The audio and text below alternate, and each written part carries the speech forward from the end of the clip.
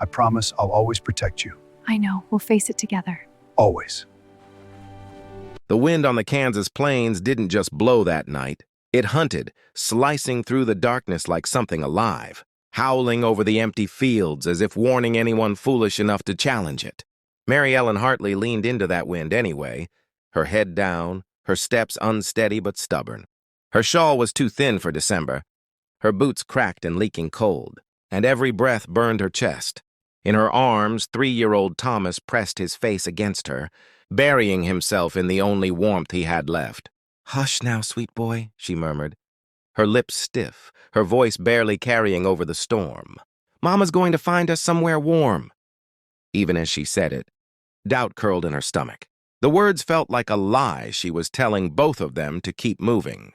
The eviction had come that morning, cruel and clean, as if suffering followed rules. Mr. Garrett hadn't lingered, hadn't softened his voice. He'd stood in the doorway with his coat buttoned tight and his eyes empty of mercy. "You've got till noon," he'd said flatly. "After that, I'm boarding it up." 10 weeks since Samuel had been lowered into frozen ground. 10 weeks since the railroad accident stole the man who had anchored her life. And still it hadn't been enough. She'd packed what little remained into a single carpet bag, her hands steady, her spine straight. She hadn't begged. She wouldn't give Garrett that victory. Instead, she'd lifted Thomas, wrapped him in every scrap of cloth she owned, and stepped into the storm without looking back. Hours had passed since then. Now the sky sagged heavy and dark, and the cold had sharpened into something vicious. Thomas had stopped crying an hour earlier, and that silence frightened her more than any wail could have. "Just a little farther," she whispered, forcing her legs forward when they wanted to quit. Cedar Ridge lay behind them, every door she'd knocked on closing in some way. One woman had pressed biscuits into her hands, eyes full of apology. Another hadn't let her finish speaking before shaking her head. People were barely surviving themselves. A widow and a child were more than they could carry. Snow stung Mary Ellen's eyes, melting and freezing at once on her lashes. Her feet had gone numb long ago. She no longer felt pain, only a dull, distant pressure with each step. The quilt slipped from her shoulders again, her fingers too stiff to pull it back properly. "Mama," Thomas whispered, his voice small and thin. "My fingers hurt."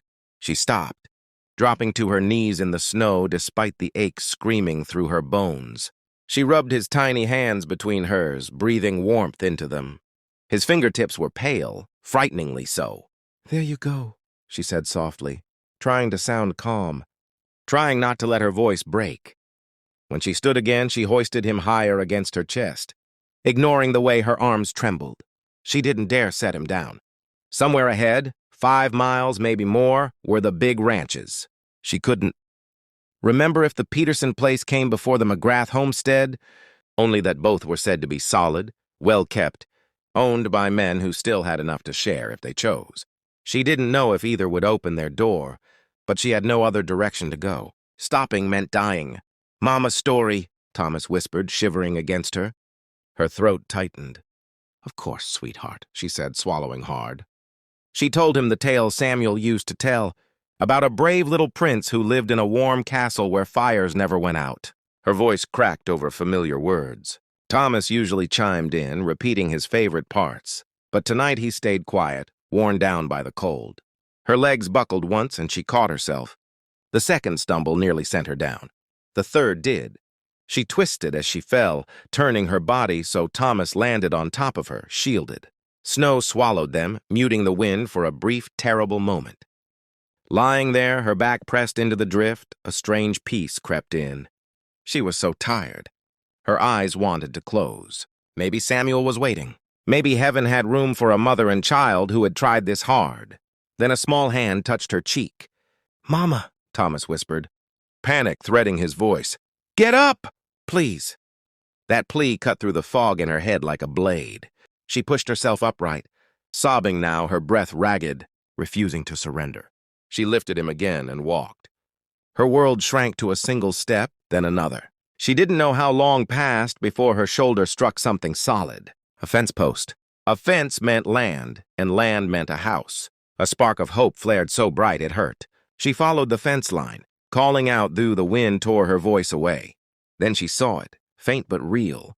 A glow through the snow, a lamp burning in a window. Tears froze on her cheeks as she staggered toward it. The house rose from the storm, solid and unyielding. She found the door and pounded with fists she couldn't feel. "Please," she whispered, her voice raw. "Please help us, my boy," footsteps answered. The door swung open and warmth spilled out, golden and blinding. A tall man stood there, broad-shouldered, weathered by years of wind and sun, his eyes the color of winter sky. He took in the sight of her, then the trembling bundle in her arms. "Get in," he said sharply. "Quick now before you freeze solid." Mary Ellen stumbled inside, her knees giving way. Strong hands caught her, steady and sure, guiding her to a chair by the fire. He fed the flames until they roared, filling the room with heat. "Thank you," she whispered, the words barely there. He didn't answer, only watched her and the child with an expression she couldn't read. But they were safe. For the first time in days, warmth wrapped around her bones. She didn't yet know that the man who had opened his door, James McGrath, would soon make her an offer that would alter the course of both their lives. Morning crept in pale and cold through the frost-laced window. Mary Ellen woke with a sharp intake of breath, disoriented until she felt Thomas beside her, warm, breathing evenly. Relief flooded her so hard it almost hurt. Downstairs came quiet sounds, wood shifting, iron clinking. She dressed slowly, her legs weak, and wrapped her shawl tight. In the kitchen, James McGrath stood at the stove. His face was lined from hard winters, his posture straight as a fence post, and his eyes held something steady. "You're awake," he said. "Storm's still blowing some. Coffee's ready." She lingered in the doorway, unsure of her place. "Thank you. Mr. McGrath, I didn't mean to sleep so late." "It's fine," he replied. "Both of you needed it." Thomas shuffled in moments later, climbing into her lap. James slid a cup toward her. She cradled it like a blessing. "You're Mary Ellen Hartley," he said after a moment. "Heard your name in town after your husband passed." Her throat tightened. "Yes, Samuel died 10 weeks ago. Railroad accident." James nodded once. He knew loss. The lines around his eyes spoke of it. She learned that night that he'd been alone 5 years since Martha's passing. "You can stay till the storm breaks," he said. "After that, we'll figure what comes next." The thought of leaving made her chest ache. But she hid it. "You've been very generous," she murmured. After breakfast, he pulled on his coat for chores. "Animals don't care about storms." "I can help," she offered quickly. He paused. "No need," he said, then added quietly, "But I won't stop you." While he was gone, she cleaned until the house shone, the motion calming her nerves. Thomas followed, handing her spoons and stacking wood. When James returned, snow clinging to his coat, he stopped short. The house felt alive again. "You've been busy," he said. "Idle hands," she replied. Thomas beamed. The storm raged 2 more days, and a rhythm formed. The 4th morning dawned clear, and Mary Ellen knew what that meant. "We should leave today," she said softly. James set his cup down. "Mrs. Hartley," he said after a long pause, "I need a wife." She froze. He spoke plainly, without heat or softness. "This ranch needs a woman's hand. You need a roof. The boy needs a home. It's practical." Her heart pounded. "Are you asking me to sell myself for shelter?" "I'm asking for a partnership," he said evenly. "A legal marriage. No expectations beyond shared work and responsibility." She stared at him, stunned. "Why us?" "Because you don't pity me," he answered. "Because you work hard. Because this house hasn't felt alive in 5 years. Silence settled heavy between them. "Let me think," she whispered. "Take your time," he said. That evening, she gave her answer. "I accept," she said, her voice shaking. And so began a marriage born of necessity, neither of them yet understanding how deeply it would change their hearts. The next morning dawned clean and bright, the storm finally spent, leaving the Kansas plains scrubbed pale and silent beneath a sky washed thin blue. Mary Ellen woke before the light fully settled, her body stiff, her thoughts already racing. This was the day. The decision she had spoken the night before felt heavier now that sleep had stripped away the numbness. She lay still for a moment, listening to the quiet of the house, the steady breath of Thomas beside her, the faint creak of wood as the building shifted in the cold.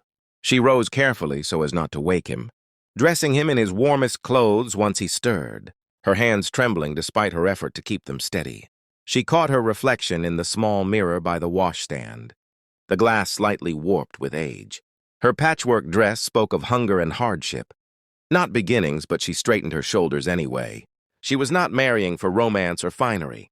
She was marrying for survival, for her child, for a chance to stand still instead of always running. When James appeared in the doorway, she startled despite herself. He was dressed in his best black suit, the fabric stiff and rarely worn. His collar tugged once as if it choked him. "The sleigh's ready," he said. "We should go before the drifts harden." Thomas burst past them, excitement bubbling where understanding did not yet reach. Horses meant adventure, town meant noise and color. For Mary Ellen, the ride ahead felt like stepping onto a narrow bridge she couldn't see the end of. The journey to Cedar Ridge passed mostly in silence. Thomas hummed softly between them, swinging his legs, his small sounds filling the gaps neither adult knew how to bridge. Snow glittered across the fields, and smoke curled from distant chimneys as they neared town. People were already gathered near the small church, and heads turned as James helped Mary Ellen down from the sleigh. Whispers followed them like shadows. Inside the parsonage, Reverend Caldwell blinked in surprise, his wife's sharp gaze taking them in from head to toe. "We'd like a marriage service," James said plainly. "Today," Mary Ellen added, her voice steadier than she felt. Questions were asked, quietly, seriously. Mary Ellen answered each one, her chin lifted.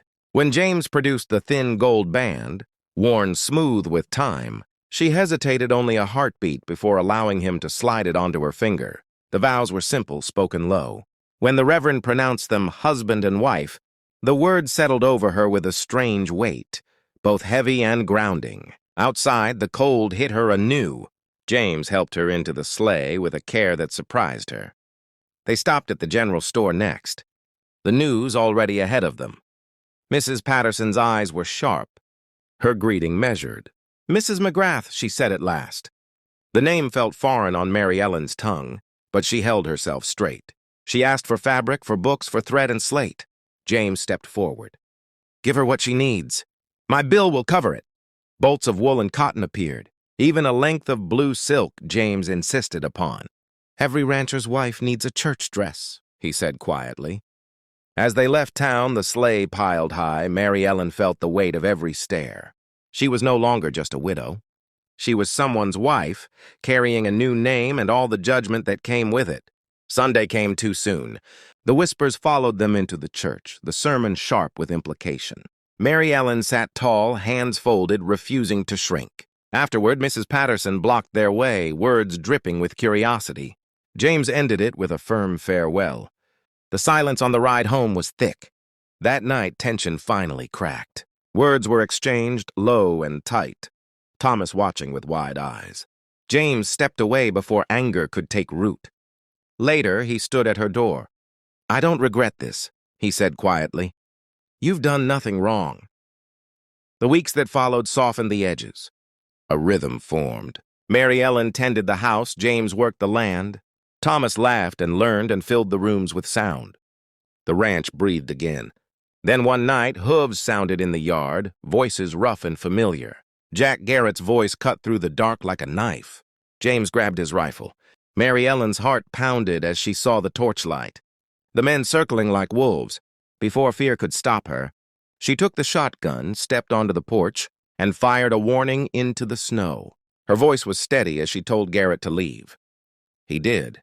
In the silence that followed, James looked at her with something new in his eyes. "You protected what's ours," he said softly. Those words settled deep. Trouble passed. The ranch steadied. One evening, as the sky burned gold, James spoke again, his voice unsure but honest. "This isn't just practical anymore. I love you, Mary Ellen." Tears filled her eyes. "I love you too," she answered, the truth blooming fully at last.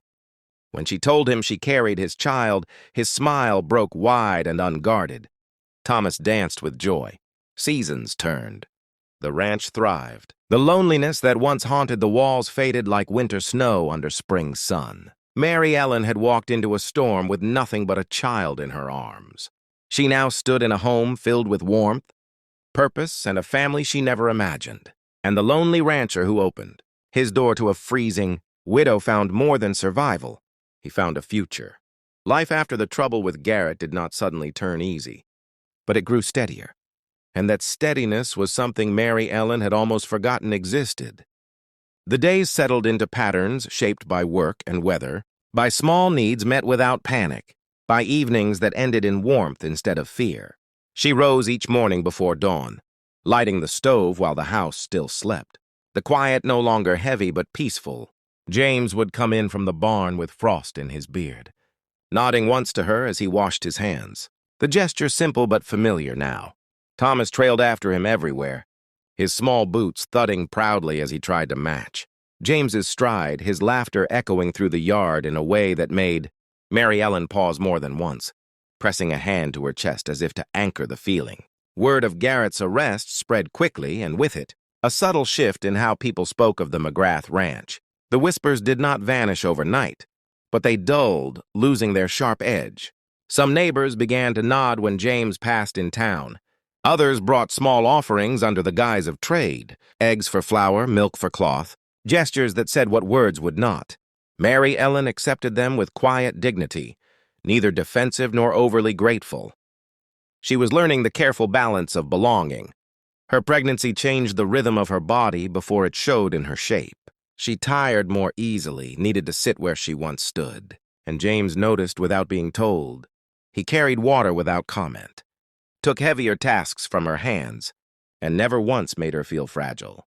At night, when Thomas slept, they sat together by the fire, close enough that their shoulders touched, the silence between them no longer awkward.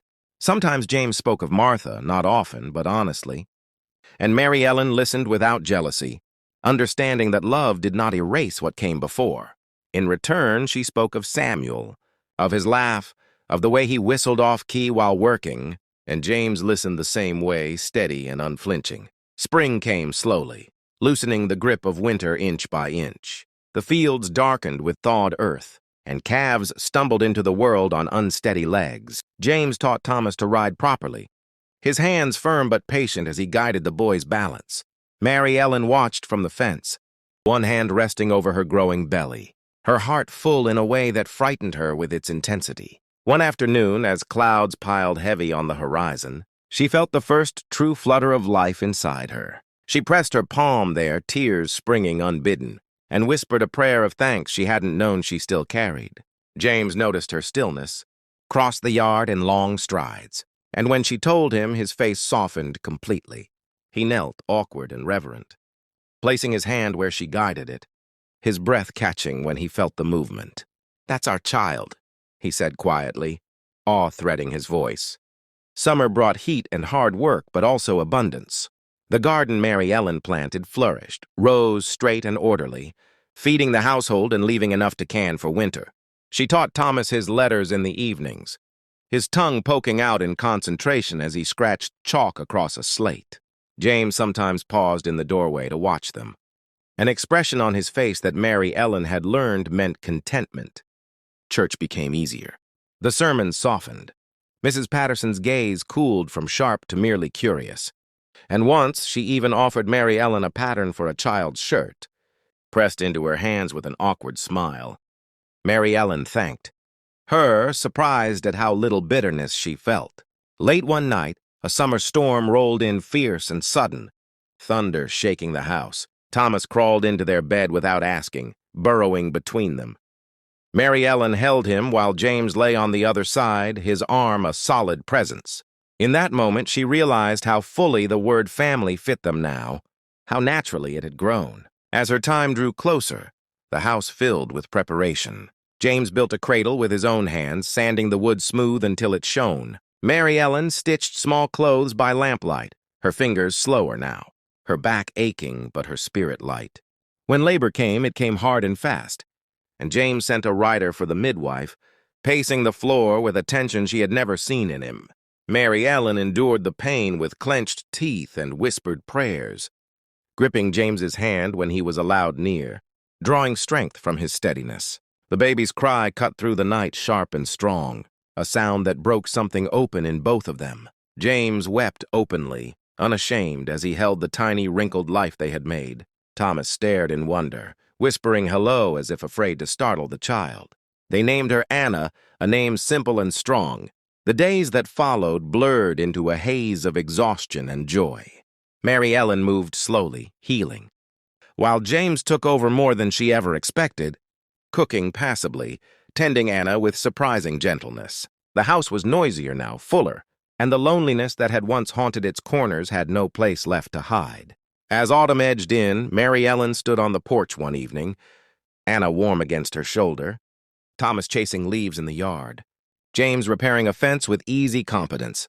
The sky burned orange and gold, and the wind, once her enemy, moved softly now, carrying the smell of earth and hay.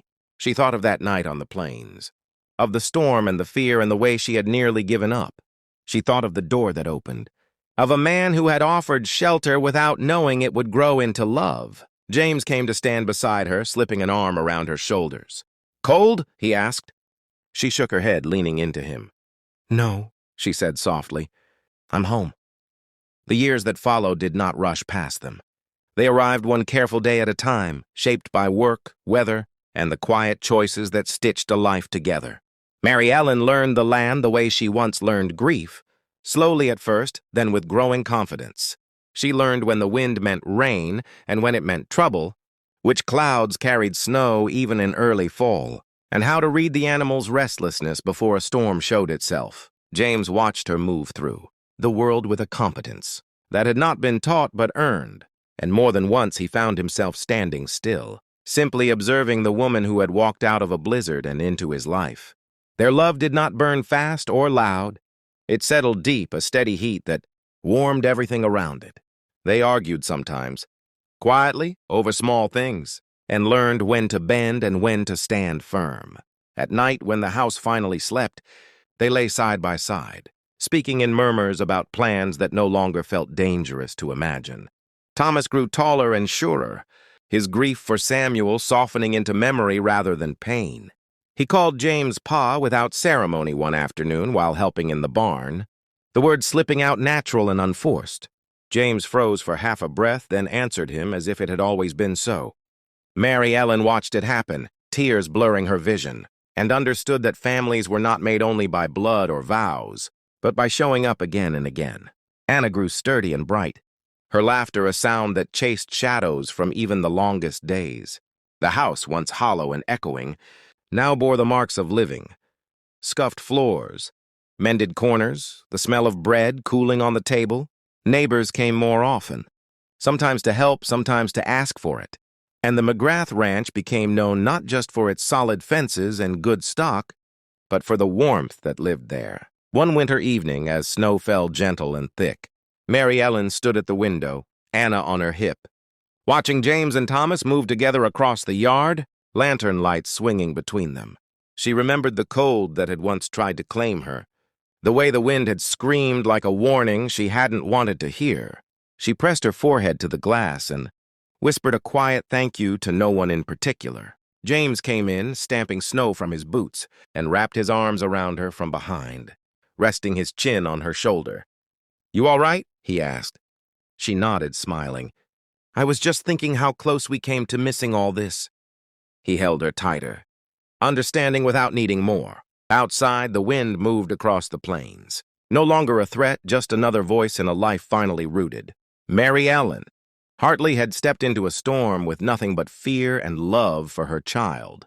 Mary Ellen McGrath now stood in a home built on resilience, honesty, and a love that had grown where survival once stood alone. And the lonely rancher who opened his door on a frozen night found that sometimes, when you let someone in, you don't just save a life, you find your own.